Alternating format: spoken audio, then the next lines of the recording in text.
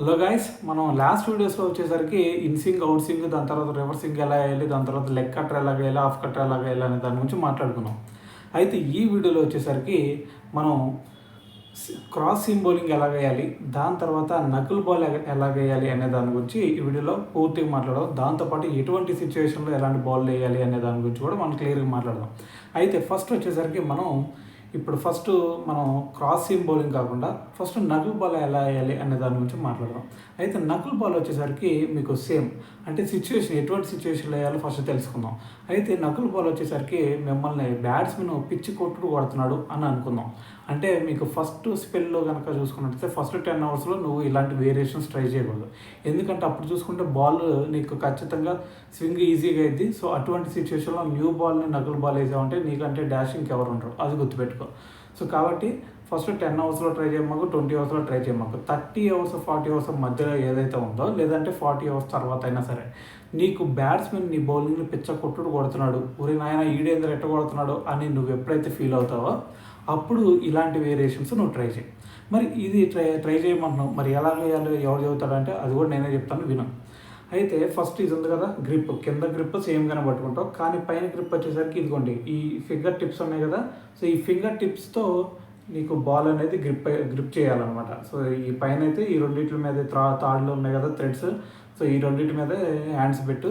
So దాని తర్వాత నువ్వు రిలీజ్ చేసేటప్పుడు సేమ్ యాక్షన్ మొత్తం సేమ్, రిలీజ్ కూడా సేమ్ ఉండింది. కాకపోతే ఇక్కడ జరిగే మ్యాజిక్ ఏంటి అంటే నువ్వు ఇలాగ రిలీజ్ చేస్తావు కదా, ఇలా రిలీజ్ చేసేటప్పుడు ఇలా రిలీజ్ చేయడానికి చాలా తేడా ఉంది. అసలు ఏం తేడా, 2 బాల్ వేయడమే అంటావేమో, అలా కాదు.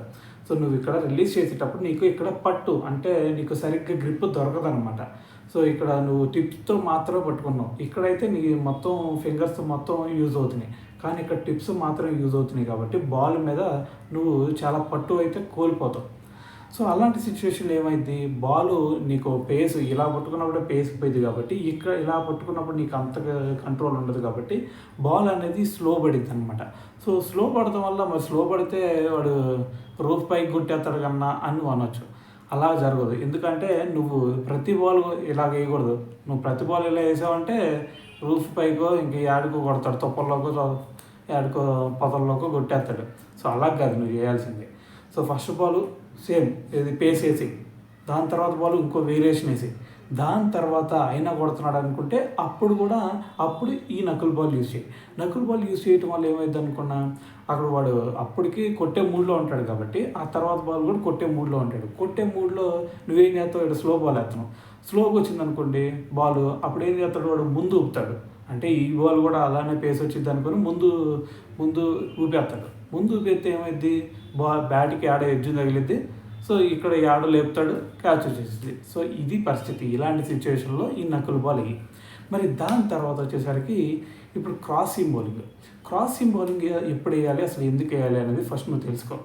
నీకు ఈ క్రాస్ సీమ్ బౌలింగ్ ఎప్పుడు వేస్తావంటే బాల్ పూర్తిగా షైన్ పోయిన తర్వాత అటువంటి సిచ్యువేషన్లో నువ్వు ట్రై చేయాలా ఈ క్రాస్ సీమ్ బౌలింగ్ అనేది. ఎందుకన్నా అని నీకు డౌట్ రావచ్చు, ఎందుకంటే బాల్ నీకు క్రాస్ సీమ్ వేసినప్పుడు బాల్ నీకు పడితే ఇలాగ పట్టుకుంటావు, కాబట్టి ఫస్ట్ గ్రిప్ చూడు. గ్రిప్ వచ్చేసరికి ఇలాగా క్రాస్గా పట్టుకుంటావు, అంటే మామూలు బాల్ అయితే ఇలా పట్టుకుని వేస్తాం అన్నిటికీ, కానీ దీనికి ఇట్లా రివర్స్లో తిప్పి ఇట్లా తేడాగా పట్టుకుంటాం. సో ఈ తేడాగా పట్టుకున్న తర్వాత నువ్వు వేసేటప్పుడు బాల్ ఏమైందంటే, సో నీకు పడంగానే కింద గ్రౌండ్ మీద పడిద్ది కదా ఏం కాలే.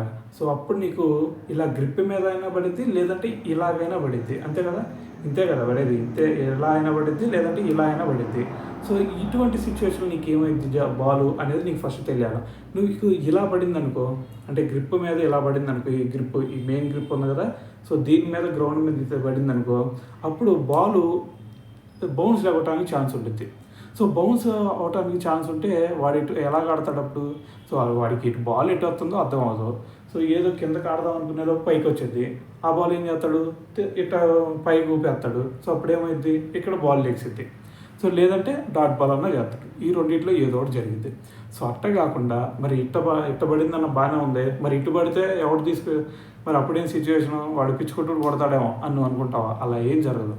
బాల్ ఇటు పడినా మనకే ప్రాఫిట్ అనమాట.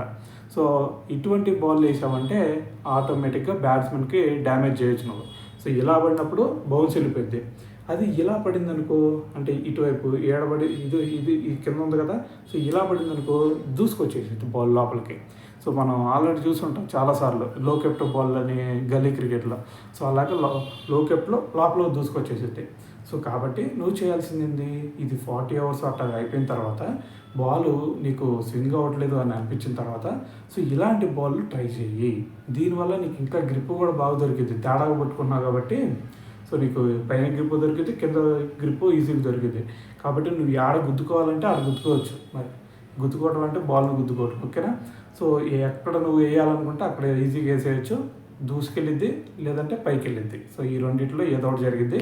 ఆటోమేటిక్గా పైకి వెళ్తేనేమో వాడు క్యాచ్ ఎత్తాడు, కిందకు వస్తేనేమో వికెట్ ఎత్తాడు. సో కాబట్టి ఈ రెండింటిలో ఏదో ఒకటి జరిగింది. కాబట్టి సో నువ్వు ఇటువంటి సిచ్యువేషన్లో ఏది ఒక 40 అవర్స్ అలాగ అయిన తర్వాత నువ్వు ఇలాంటి బౌన్సర్లో ట్రై చేయడానికి ఇటువంటి క్రాసింగ్ బౌలింగ్ అనేది యూజ్ చేసుకో.